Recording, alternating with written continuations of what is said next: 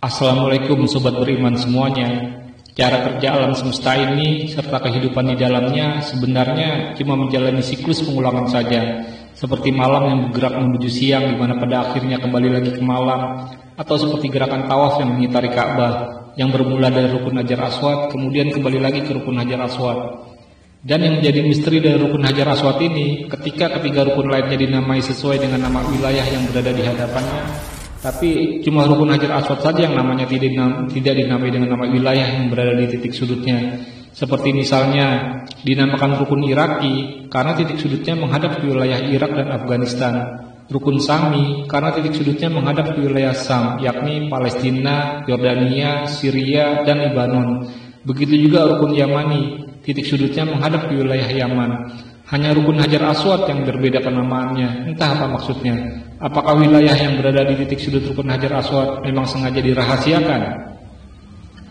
Dan kalau kita membuat garis lurus dari titik sudut rukun Hajar Aswad, maka wilayah yang berada di titik sudut rukun Hajar Aswad adalah umat Islam yang berada di Nusantara, yakni Indonesia, Malaysia, dan Brunei Darussalam.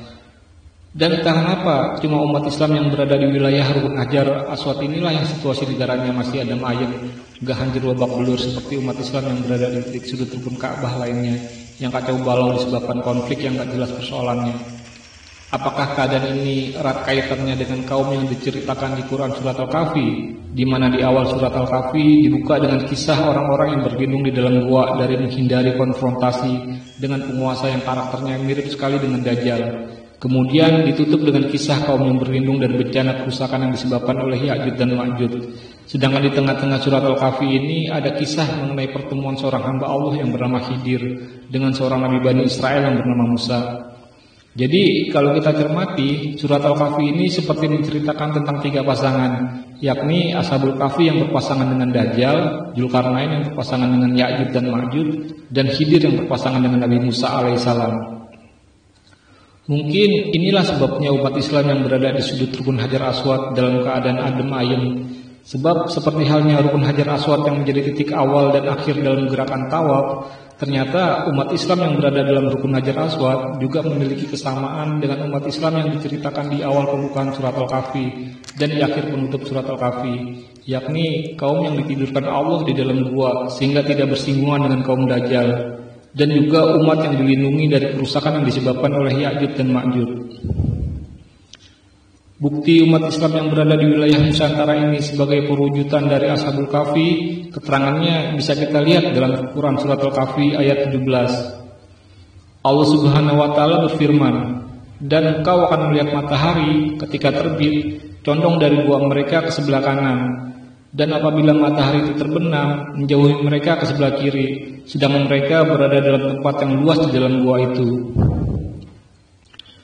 Untuk memahami ayat tersebut, tentunya kita harus tahu dulu mana sebelah kanan dan mana sebelah kiri bumi. Patokannya tentu saja garis khatulistiwa yang merupakan garis edar matahari. Jadi kalau posisi tidur Ashabul Kahfi kepala menghadap ke arah kiblat atau ke arah matahari terbenam, mengingat kalau posisi tidur dengan kaki mengarah ke kiblat hukumnya adalah makruh, maka cahaya matahari terbit yang jatuh di sebelah kanannya kira-kira tepat berada di wilayah bumi bagian selatan, tapi yang gak jauh dari garis khatulistiwa. Dan ketika matahari terbenam, cahaya yang condong ke sebelah kiri tentunya adalah wilayah bumi bagian utara, tapi yang gak jauh dari garis khatulistiwa. Kemudian di ayat tersebut dijelaskan kalau mereka berada di tempat yang luas di dalam gua itu. Dan kalau kita lihat di peta dunia, umat Islam yang berada di garis khatulistiwa yang wilayahnya paling luas hanyalah Indonesia dengan luas wilayah sekitar 1.910.931 km persegi. Kemudian di surat Al-Kahfi diceritakan setelah mereka sampai di daerah tempat bertemunya dua lautan, yang keadaan tersebut bisa kita artikan apabila sudah terjadinya konfrontasi antara Ya'juj versus Ma'juj atau perang yang menggunakan sains dan teknologi, maka pada saat itulah Imam Mahdi akan muncul, di mana hal tersebut digambarkan dalam surat Al-Kahfi dengan bertemunya Musa dengan hamba Allah yang bernama Khidir, yang tanda pertemuannya ditandai dengan peristiwa alam yang tidak biasa, yakni ikan yang mereka bawa tiba-tiba meluncur kembali ke habitatnya dengan cara yang tidak logis.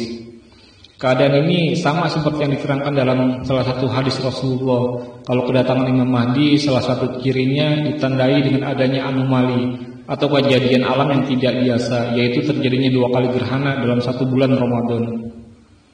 Atau peristiwa ikan yang meluncur kembali ke habitatnya bisa juga diartikan kembalinya keturunan Rasulullah ke tanah nenek moyangnya guna menunaikan ibadah haji.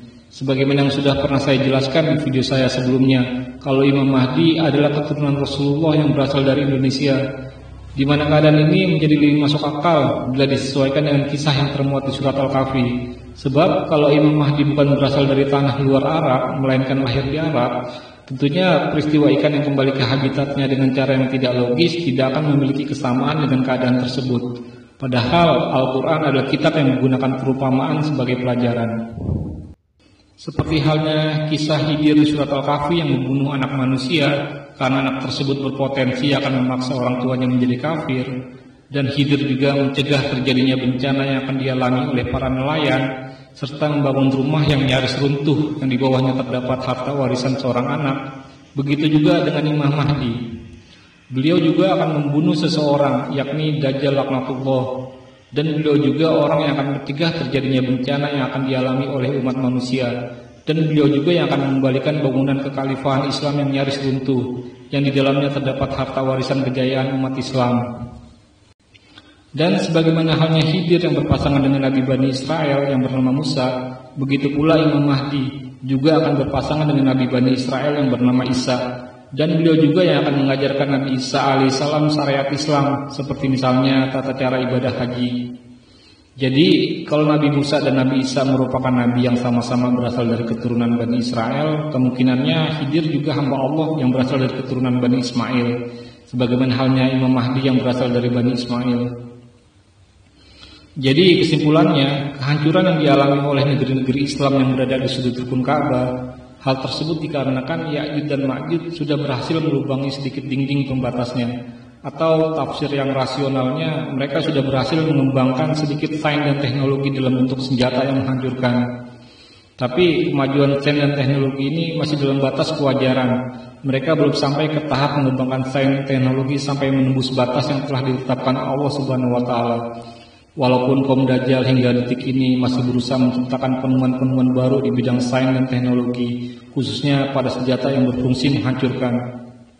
Jadi maksud hadis yang mengabarkan setiap Ya'juj Ma'juj berhasil melubangi dinding, tapi setelah keesokan harinya dinding yang berhasil mereka lubangi kembali tertutup lagi, maksud dari hadis tersebut adalah gambaran kegagalan mereka dalam mengembangkan teknologi yang di luar batas kewajaran. Walaupun pada akhirnya Allah menakdirkan mereka akan sampai pada tahapan di mana sains dan teknologi berhasil mereka kembangkan sampai melebihi batas pengetahuan yang ditetapkan Allah kepada umat manusia, yang dalam istilah Al-Qur'annya Ya'juj dan Ma'juj pada akhirnya mampu menjebol dinding pembatas yang dibuat oleh Dzulkarnain. Kemudian setelah terjadi bentrokan yang memicu perang dunia, pada saat itulah sains dan teknologi yang berupa senjata penghancur diluncurkan dari satelit-satelit mereka yang letaknya berada di atas langit. Mereka yang berwajah seperti perisai, bermata sipit, dan berhidung peseklah yang mengendalikan sains teknologi tersebut dari bumi, di mana Al-Quran menyebut peristiwa itu dengan Ya'juj dan Ma'juj turun dari tempat-tempat yang tinggi. Kemudian setelah perang nuklir usai, keadaan geografis bumi akan kembali seperti keadaan bumi di zaman Nabi Nuh, yakni sungai dan lautan sudah banyak yang pada mengering. Bumi bagian timur dan barat amblas dan cuma menyisakan lubang yang sangat besar akibat hantaman nuklir.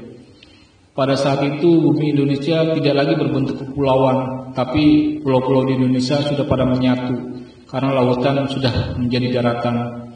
Pada saat itulah teknologi modern mengalami shutdown, tidak bisa lagi digunakan, dan peperangan kembali menggunakan kuda, panah, dan pedang.